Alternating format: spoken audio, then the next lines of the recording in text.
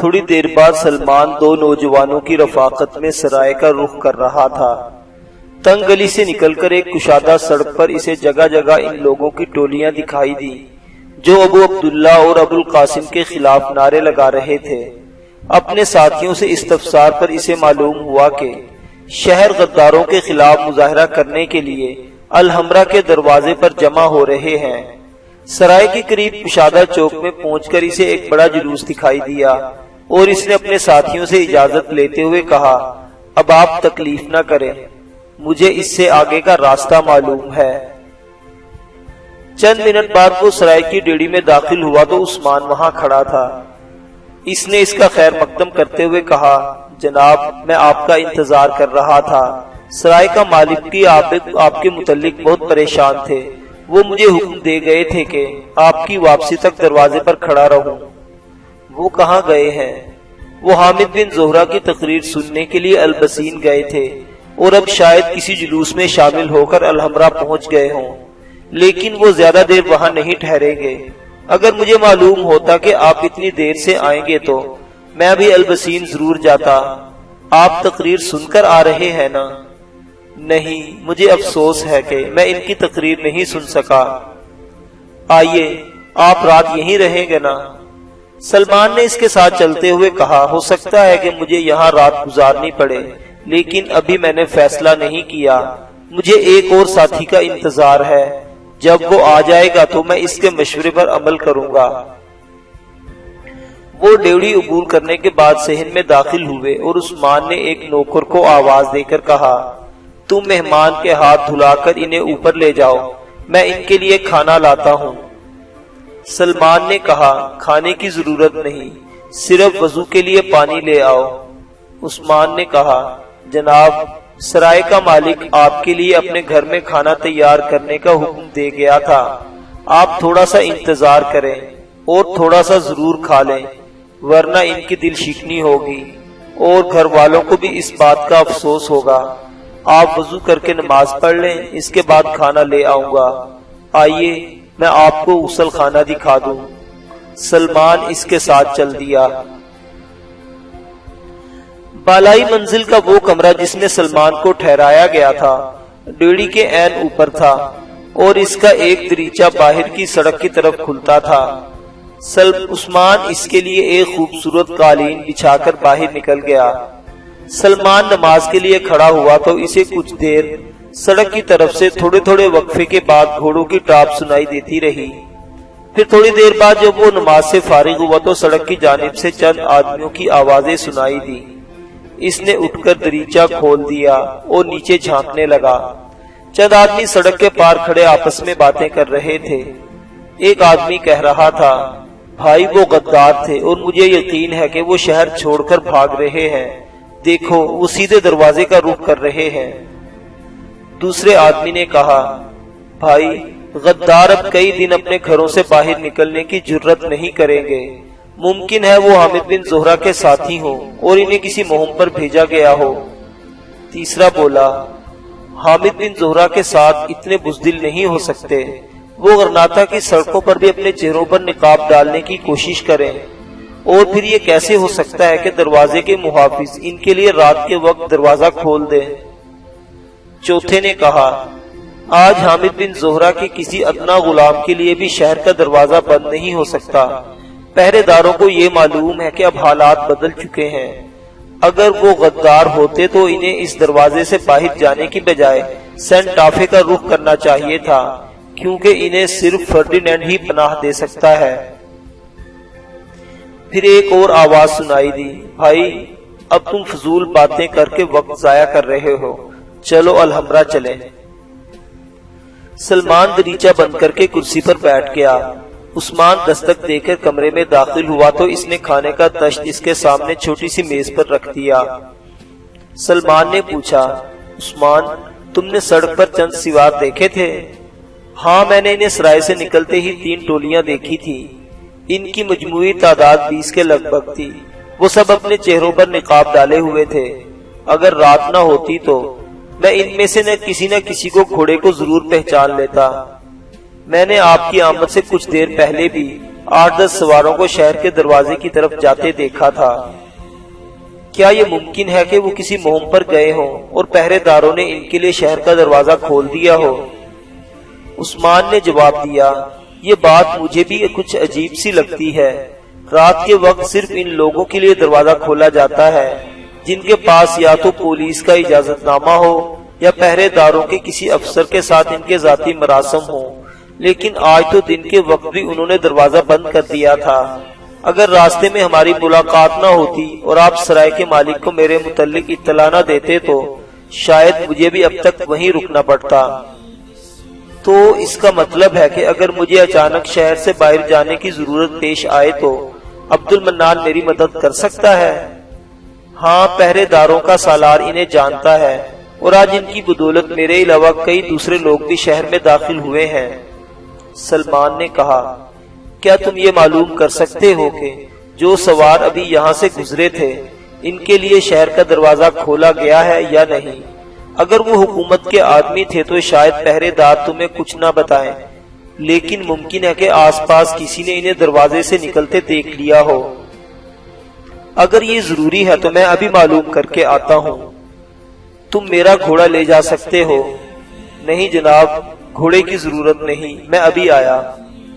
عثمان بھاگتا ہوا کمرے سے باہر نکل گیا اور سلمان نے کھانے کے چند نوالے حلق میں اتارنے کے بعد کمرے میں ٹہلنا شروع کر دیا۔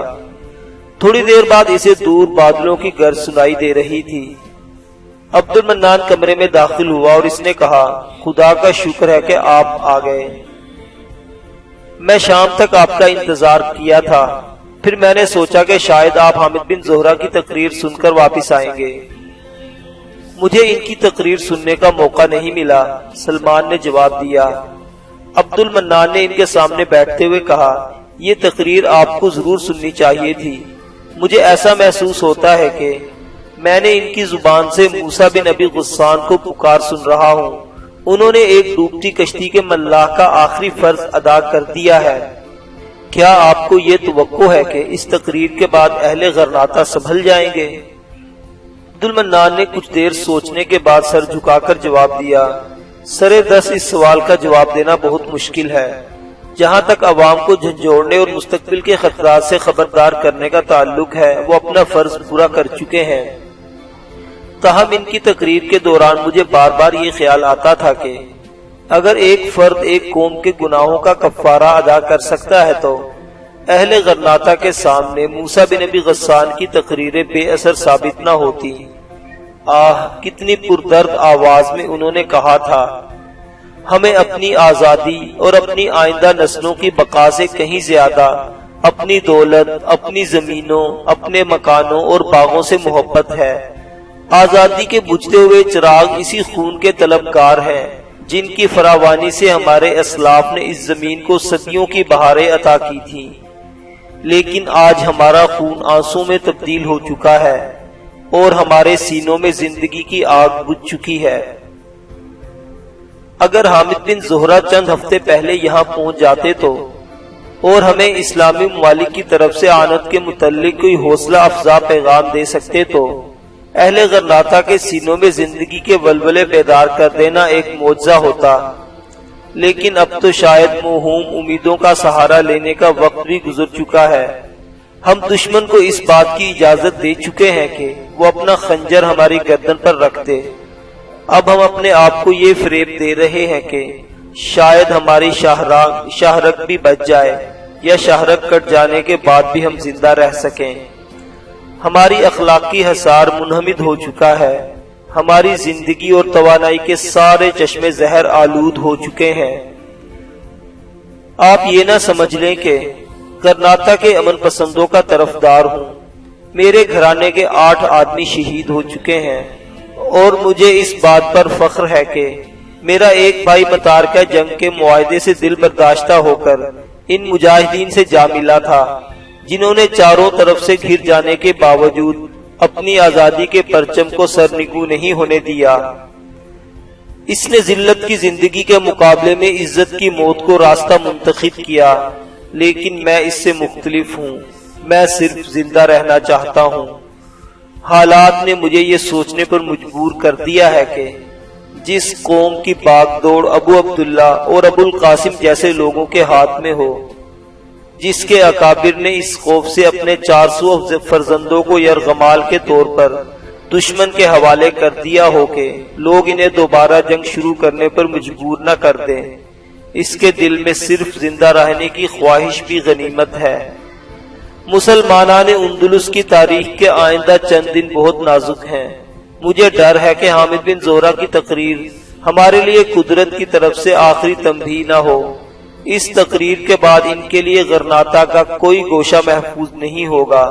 قوم کے غدار انہیں اپنے راستے سے ہٹانے کے لیے کسی اقدام سے گریز نہیں کریں گے، اور اگر انہیں کوئی حادثہ پیش آ گیا تو وہ خوفناک عذاب شروع ہو جائے گا جس کے آثار ظاہر ہیں۔ جلسے کے اختتام کے بعد میں نے جن دوستوں سے گفتگو کی ہے وہ سب اس بات سے پریشان تھے کہ اہل غرناطہ بیک وقت اپنے اندرونی اور بیرونی دشمنوں سے کیسے لڑیں گے۔ کسی قوم کے لیے اس سے بڑا عذاب اور کیا ہو سکتا ہے کہ اس کی آزادی کے محافظ دشمن کی فوج کا ہراول دستہ بن جائیں۔ عبد المنان کچھ دیر اور غدارانہ قوم کی سازشوں کا حال بیان کرتا رہا۔ بالآخر اس نے اٹھتے ہوئے کہا، معاف کیجیے، میں یہ بھول گیا تھا کہ آپ ایک مہمان ہیں اور میری حیثیت سرائے کے مالک سے زیادہ نہیں۔ میں تھوڑی دیر کے لیے الحمرا تک جانا چاہتا ہوں۔ اگر آپ اہل غرناطہ کا جوش و خروش دیکھنا چاہتے ہیں تو آپ بھی میرے ساتھ چلیں۔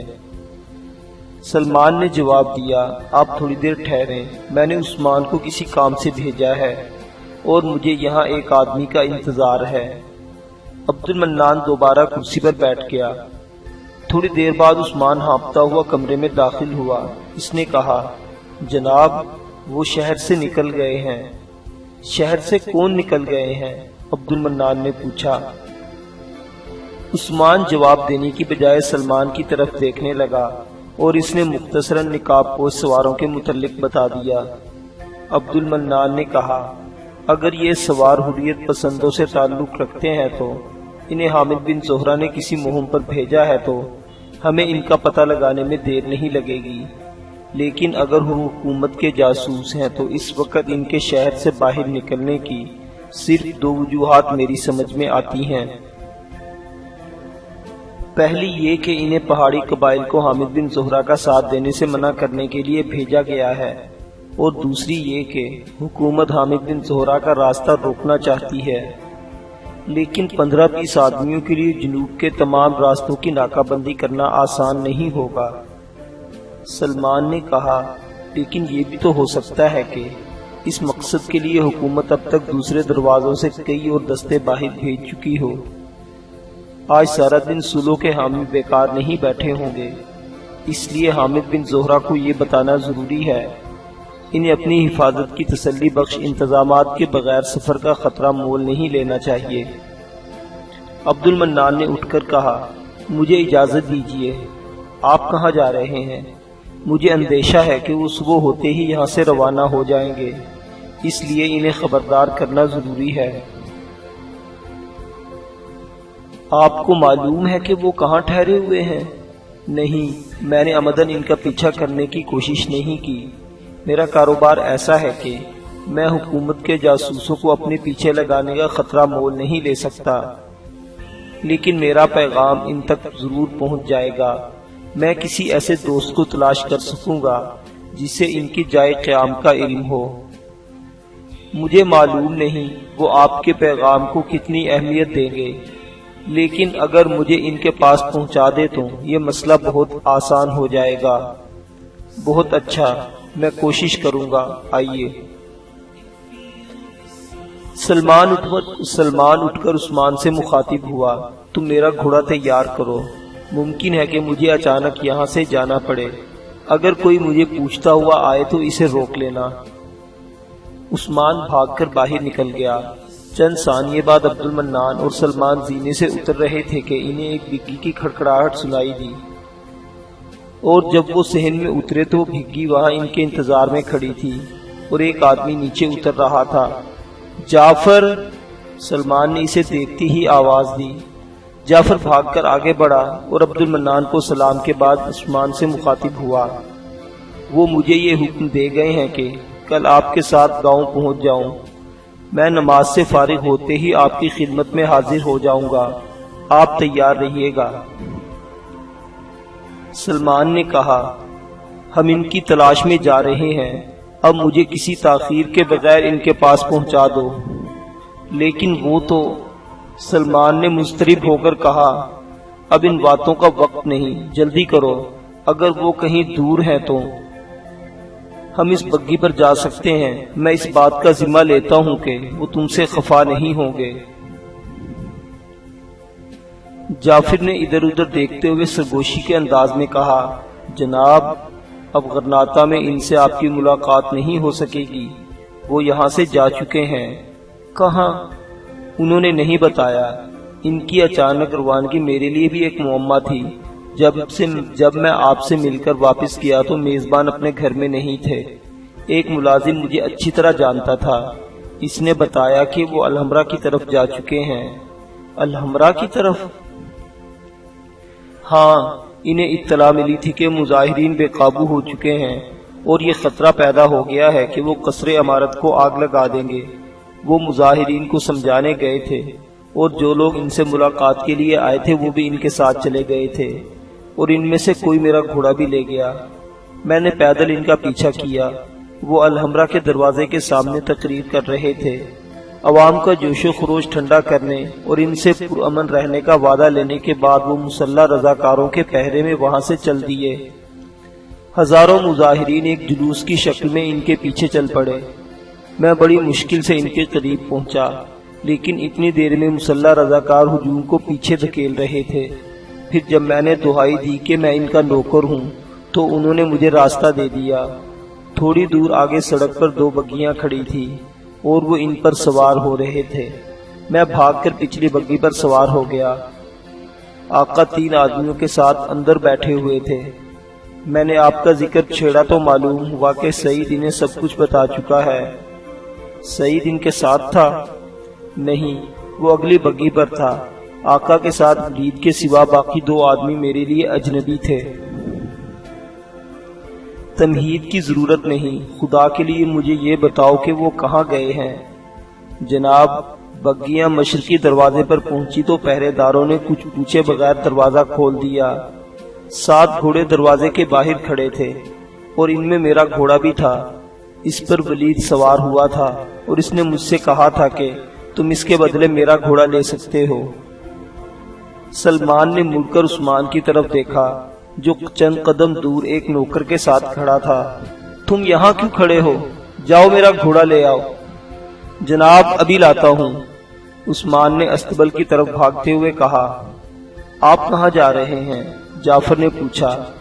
سلمان نے تلخ ہو کر کہا، یہ میں بعد میں بتاؤں گا، پہلے تم میرے اس سوال کا جواب دو کہ تم الحمرا تک ان کا پیچھا کرنے کی بجائے میرے پاس کیوں نہ آئے؟ کیا یہ ہو سکتا ہے کہ میں انہیں خطرے سے آگاہ کرتا تو وہ میری بات کو کوئی اہمیت نہ دیتے؟ اب صاف صاف بات کرو، وہ کہاں گئے؟ جناب، میں نے ان سے پوچھا تھا، لیکن انہوں نے مجھے یہ کہہ کر ٹال دیا تھا کہ تم مہمان کے ساتھ گاؤں پہنچ جاؤ۔ مجھے کیسے معلوم تھا کہ وہ مظاہرین کے سامنے تقریر کرنے کے بعد شہر سے باہر نکل جائیں گے اور ان کے گھوڑے بھی دروازے سے باہر نکل چکے ہوں گے؟ میں نے روکنے کی پوری کوشش کی تھی، لیکن ان کے ارادے ہمیشہ اٹل ہوتے ہیں۔ عبد المنان نے کہا، اس وقت جعفر کے ساتھ بحث کرنا فضول ہے۔ مجھے یقین ہے کہ انہیں غداروں کے متعلق کوئی خوش فہمی نہ تھی، اور مشرقی دروازے سے باہر نکلنے کی وجہ بھی یہی ہو سکتی ہے کہ ان کے ساتھی ہر سازش سے پوری طرح خبردار تھے۔ مجھے معلوم نہیں کہ وہ کون سا راستہ اختیار کریں گے، لیکن اگر انہوں نے آپ کو گاؤں میں پہنچنے کی ہدایت کی ہے تو اس بات کا قطعی امکان ہے کہ وہ قبائلی علاقوں کا دورہ کرنے سے پہلے وہاں جانے کی کوشش کریں، اور اب شاید بارش بھی آ رہی ہے، ممکن ہے کہ وہ رک جائیں۔ سلمان نے کہا، میں صرف ایک راستے سے واقف ہوں، اور یہی وہ راستہ ہے جو میری نگاہ میں ان کے لیے زیادہ خطرناک ہو سکتا ہے۔ اب میں آپ سے پوچھنا چاہتا ہوں کہ اس وقت میرے لیے شہر سے باہر نکلنے کے امکانات کیا ہیں؟ عبد المنان نے جواب دیا، میرا خیال ہے کہ آپ کو کوئی مشکل پیش نہیں آئے گی۔ آپ گھوڑے پر سوار ہو کر آئیں، میں اس بگی پر جاتا ہوں اور جنوبی دروازے کے پاس آپ کا انتظار کروں گا۔ اگر پہرے دار آپ کو دیکھتے ہی دروازہ کھول دے تو آپ کو کسی سے بات کیے بغیر آگے نکل جائیں، ورنہ واپس آ جائیں۔ واپس؟ میرا مطلب یہ ہے کہ ہمیں شہر کے دوسرے دروازوں پر قسمت آزمائی کرنی پڑے گی۔ سلمان نے اپنی قبا کے اندر ہاتھ ڈال کر تھیلی نکالی اور عبد المنان کو پیش کرتے ہوئے کہا، یہ لیجئے، اس تھیلی میں 100 اشرفیاں ہیں، ممکن ہے آپ کو ان کی ضرورت پیش آئے۔ نہیں، یہ اپنے پاس رکھیے اور صرف دعا کیجئے کہ جن افسروں کو میں جانتا ہوں ان میں سے کوئی دروازے پر موجود ہو۔ سلمان نے کہا، مجھے ایک اچھی سی کمان اور چند تیروں کی ضرورت ہے۔ سرائے کے مالک نے دوسرے نوکر کو اپنے گھر سے ترکش اور کمان لانے کا حکم دیا اور جلدی سے بگی کی طرف بڑھا۔ جعفر نے بھاگ کر اس کا بازو پکڑ لیا اور کہا، اگر آپ کہیں سے دوسرے گھوڑے کا انتظام ہو سکے تو میں ان کے ساتھ جاؤں گا، ورنہ آپ پہرے داروں سے یہ کہہ دیں کہ ایک آدمی ان کے پیچھے آ رہا ہے۔ میں تھوڑی دیر تک ولید کا گھوڑا لے کر دروازے پر پہنچ جاؤں گا۔ اگر راستے میں کوئی خطرہ ہے تو ان کا تنہا سفر کرنا ٹھیک نہیں۔ میں چند اور آدمی بھی ساتھ لے جا سکتا ہوں۔ الحمرا کے سامنے ہزاروں مظاہرین موجود ہوں گے اور مجھے وہاں جا کر صرف آواز دینے کی ضرورت پیش آئے گی۔ عبد المنان نے کہا، تم میرا گھوڑا لے سکتے ہو، لیکن وہ اتنا سست رفتار ہے کہ تم اس پر سوار ہو کر ان کا ساتھ نہ دے سکو گے اور کوئی دوسرا انتظام کرنے میں بہت دیر لگ جائے گی۔ تم انہیں روکنے کی کوشش نہ کرو۔ سلمان نے غصے کی حالت میں آگے بڑھتے ہوئے کہا، جعفر، خدا کے لیے مجھے جانے دو۔ جن لوگوں سے انہیں کوئی خطرہ پیش آ سکتا ہے وہ تمہارا یا الحمرا کے مظاہرین کا انتظار نہیں کریں گے۔ میں تمہارے لیے ایک لمحہ بھی ضائع نہیں کر سکتا۔ جعفر شکست خوردہ سا ہو کر سلمان کی طرف دیکھنے لگا اور عبد المنان بھاگ کر بگی پر سوار ہو گیا۔ سلمان نے جعفر کے کندھے پر ہاتھ رکھتے ہوئے کہا، تمہیں آزردہ نہیں ہونا چاہیے، میں صرف اپنی تشویش دور کرنے کے لیے جا رہا ہوں۔ اگر وہ مجھے راستے میں مل گئے تو تمہاری اطلاع کے لیے یہاں کسی کو بھیج دوں گا۔ جعفر نے کہا، جناب، مجھے ان کے بارے میں کوئی تشویش نہیں۔ جو لوگ ان کے ساتھ گئے ہیں وہ ان کی حفاظت سے غافل نہیں ہوں گے۔ بگی پر ان کے ساتھ میں نے 2 اجنبی دیکھے تھے، وہ کوئی معمولی آدمی نہیں تھے۔ بالخصوص ایک آدمی کے متعلق تو مجھے یقین ہے کہ وہ فوج کا کوئی بڑا افسر تھا۔ جب وہ بگی سے اتر کر گھوڑے پر سوار ہوا تو پہرے داروں نے اسے سلامی دی تھی۔ مجھے زیادہ تعجب اس بات پر تھا کہ لباس سے وہ کوئی ایک عام آدمی معلوم ہوتا تھا اور آنکھوں کے سوا اس کا باقی چہرہ نقاب میں چھپا ہوا تھا۔ اس کے باوجود پہرے داروں کو یہ معلوم تھا کہ وہ کون ہے۔ میں ایسے لوگوں کی رفاقت میں اپنے آقا کے متعلق قطعاً فکر مند نہیں ہوں۔ مجھے صرف اس بات کی فکر ہے کہ آپ تنہا جا رہے ہیں۔ تمہیں میری فکر نہیں ہونی چاہیے۔ انشاءاللہ میں تمہارے گاؤں کا راستہ نہیں بھولوں گا۔ چند منٹ بعد سلمان گھوڑے پر سوار ہو کر سرائے سے باہر نکلا تو بارش شروع ہو چکی تھی۔ سڑک سنسان تھی اور اس کا گھوڑا سرپٹ بھاگ رہا تھا۔ دروازے کے قریب پہنچ کر اسے بگی دکھائی دی۔ پھر ڈیوڑی کے اندر مشل کی روشنی میں اسے عبد المنان 4 مسلح آدمیوں کے ساتھ کھڑا دکھائی دیا، جن میں سے ایک پہرے داروں کا افسر معلوم ہوتا تھا۔ ان کے پیچھے 2 آدمی باہر کا بھاری دروازہ کھول رہے تھے۔ سلمان چند ثانیے ڈیوڑی کے سامنے رکا، پھر جب دروازہ کھل گیا تو ایک مسلح آدمی ایک طرف ہٹ گئے تو افسر نے ہاتھ کے اشارہ کیا اور اس نے گھوڑے کو ایڑ لگا دی۔ سلمان نے 1 ثانیہ کے لیے گھوڑا روکا، پھر اس کی باگیں ڈیلی چھوڑ دی۔ ڈیڑھی عبور کرنے کے بعد اس نے مڑ کر دیکھا تو پہرے داروں کا افسر اسے ہاتھ کے اشارے سے الوداع کہہ رہا تھا۔ سلمان نے بلند آواز میں خدا حافظ کہا اور گھوڑے کو ایڑ لگا دی۔